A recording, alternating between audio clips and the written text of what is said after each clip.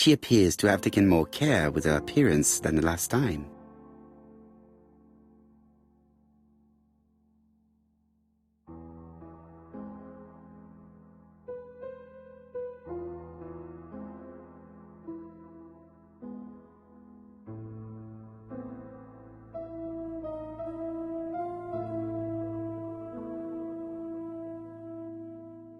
Mr. Poirot, I don't like being stared at.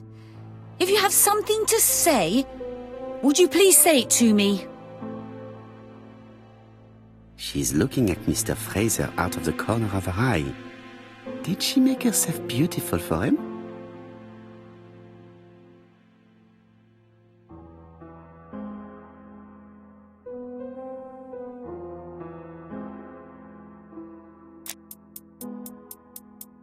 Donald is always on edge.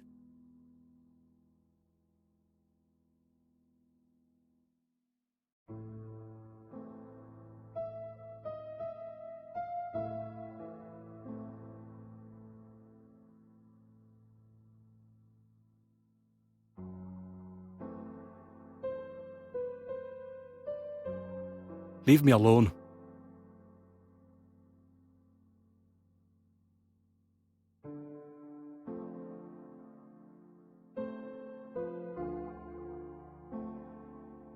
Donald Fraser is very nervous at the moment, even if he is trying hard to control himself.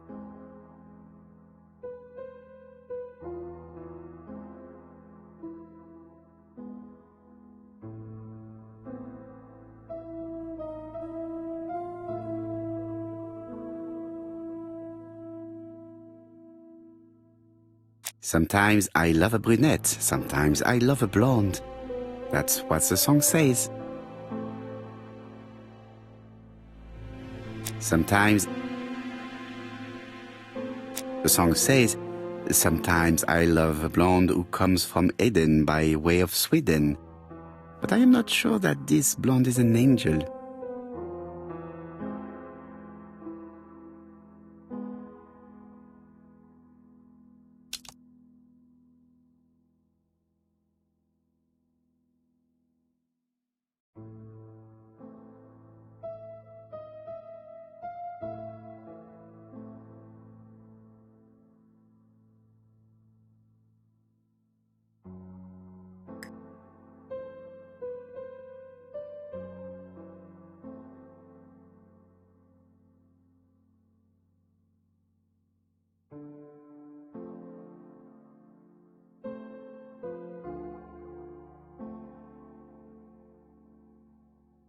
I ought to concentrate on my guests. Franklin Clark always seems at ease, regardless of where he is. Something that's unique to people who travel. I wish to thank you all for coming. I wanted to bring everyone close to the victims here in order to unmask the murderer. Get to the point, Mr. Poirot. What do you want from us?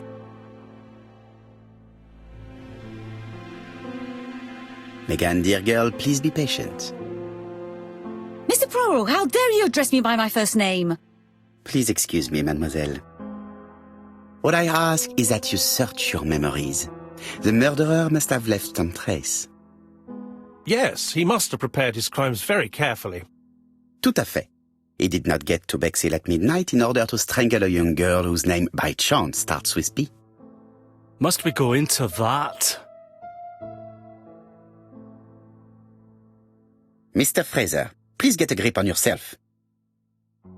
Well, I want to help you, but I don't remember anything else. Nothing I haven't already said. And you, Mademoiselle Barnard, did your sister say she was seeing another man? She never would have told me.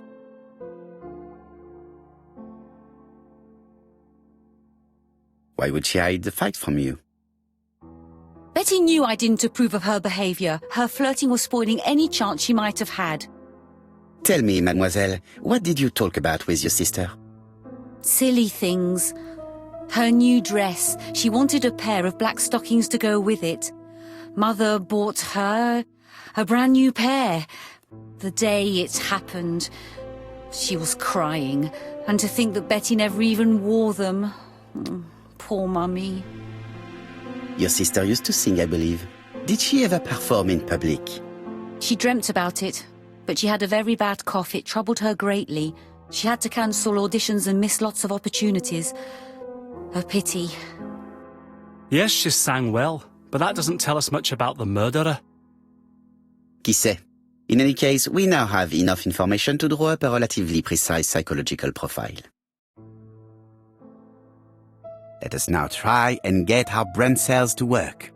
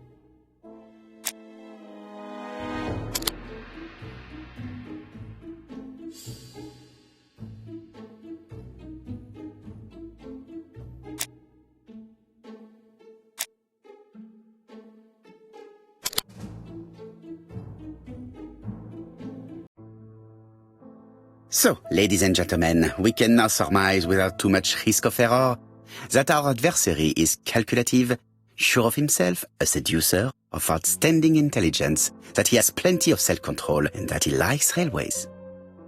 It's a good start. Other meetings may be necessary. I hope that you will be able to come back again. Well, it's just that...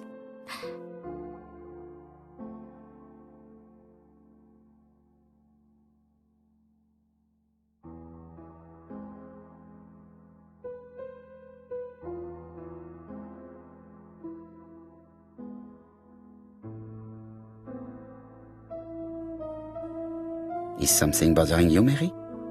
Well, Mr. Poirot, you see, I don't know if I can come to London just like that. It's normal that people helping with this inquiry should be reimbursed. Starting with you, Miss Drower. Please allow me to pay for your train tickets. Oh, sir, I cannot accept. But you must. Mademoiselle, I may not be rich, but my brother left a fortune which will be mine. Mr. Clark, that's very generous of you. Well, someone has to foot the bill. Mr. Poirot, would it be possible for you to come back to Devon? Lady Clark has expressed a wish to see you. We'll adjust her medicine so she'll not be too drowsy. But of course, I shall come the day after tomorrow if it is convenient. Thank you all for coming. We will meet again soon. The meeting was most fruitful. Really? Hastings, I believe now we have everything we need to find a common point between the victims. Now it is time for us to use our grey matter. Let us now try and get our brain cells to work.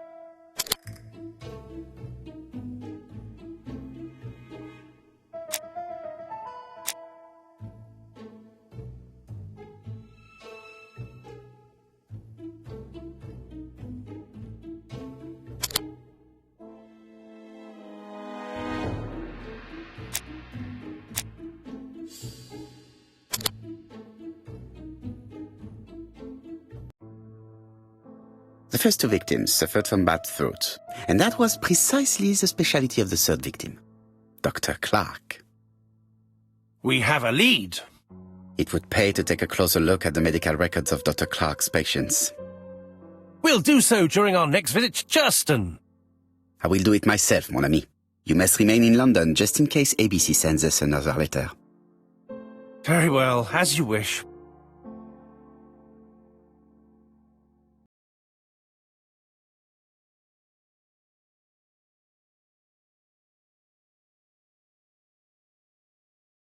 Thank you for coming, Mr. Poirot. Lady Clark is waiting for you in her bedroom on the first floor. Please excuse me, I cannot stay for the interview. I've to take Miss Gray to the station to see our lawyer in Torquay.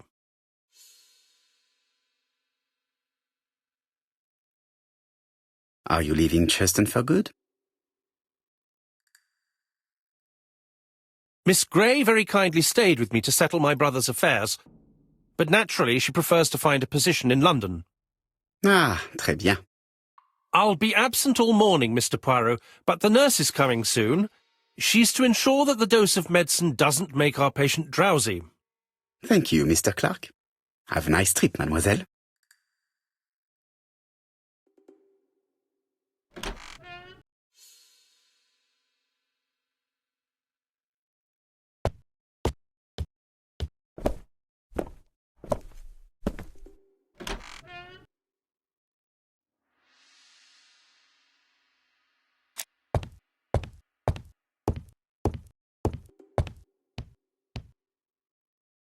This poor woman is very ill.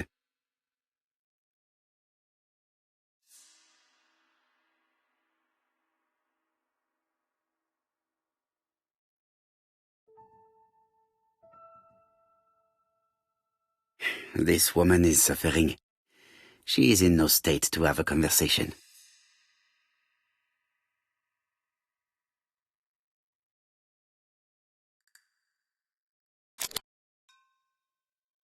Mr. Poirot? My respects, madame. Thank you for coming. Thank you. Have you seen the nurse? She should have been here by now. Oh, I'm sorry. The telephone in the hall is ringing.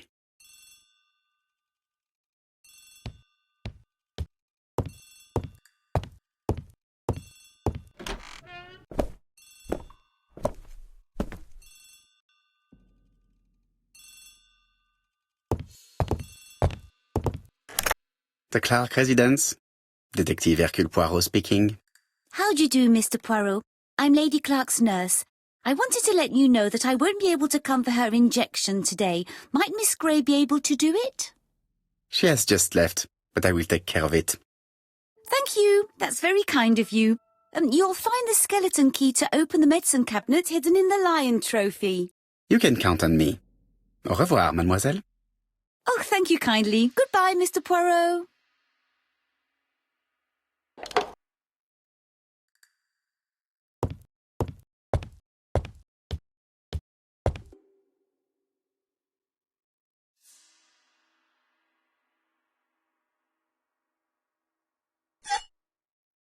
Here is the skeleton key.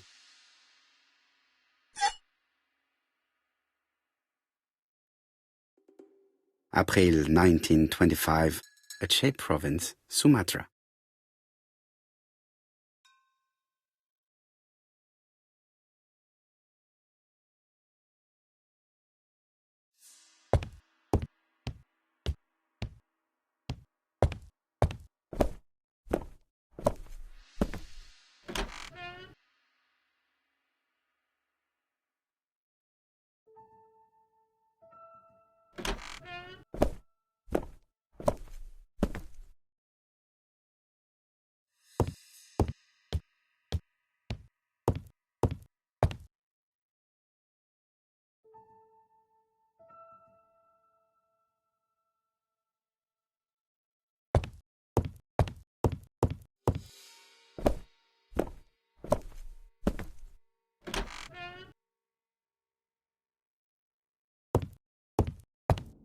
Lady Clark is in pain. I have to give her an injection of morphine to ease her suffering.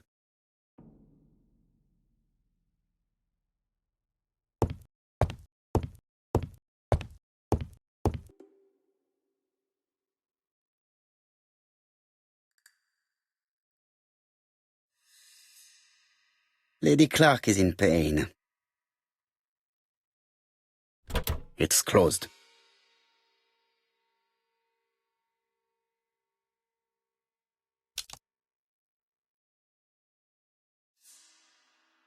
This skeleton key would be...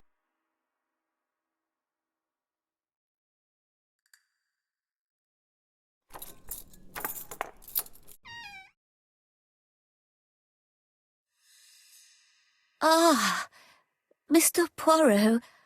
Oh, I feel better now. Thank you for your help.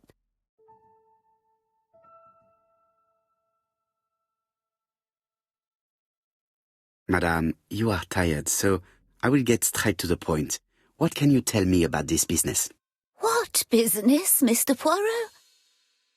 No doubt. You wish to talk to me about what happened to your husband? Ah, yes. Oh, poor Carmichael. Has the madman who killed him been caught? Not yet, chère madame. There was a great many people in Cheston on the day of the murder. Indeed. People go straight to the beach. They don't come near Coomside. So, there were no strangers around the house that day? Who said that? The people who live here. Your brother-in-law, Miss Gray. Miss Gray? Oh, I don't like her.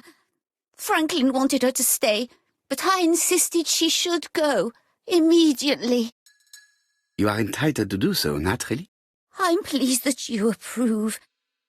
The others have been taken in by her. But at least you can see through that self-pity act. See what she's up to. Oh.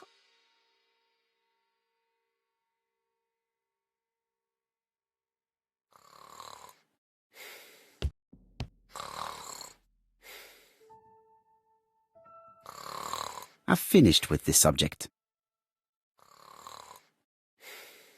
This subject will probably be useful to me.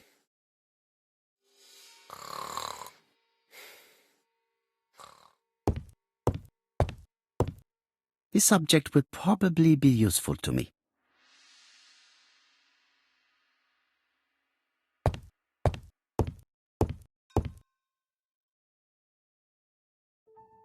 This couple appears to be having fun.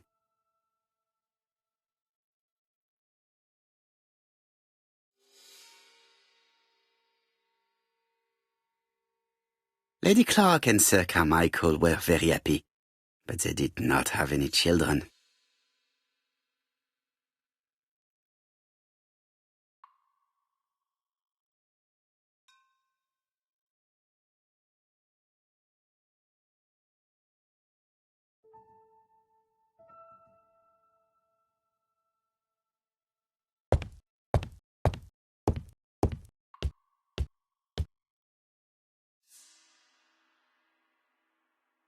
This subject will probably be useful to me.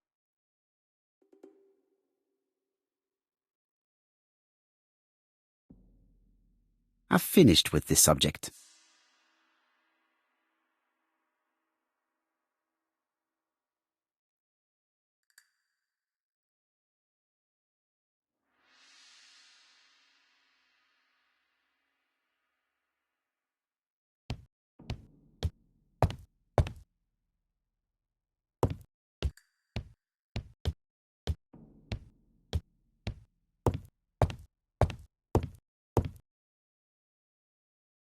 Lady Clark and Sir Carmichael were very happy, but they did not have any children.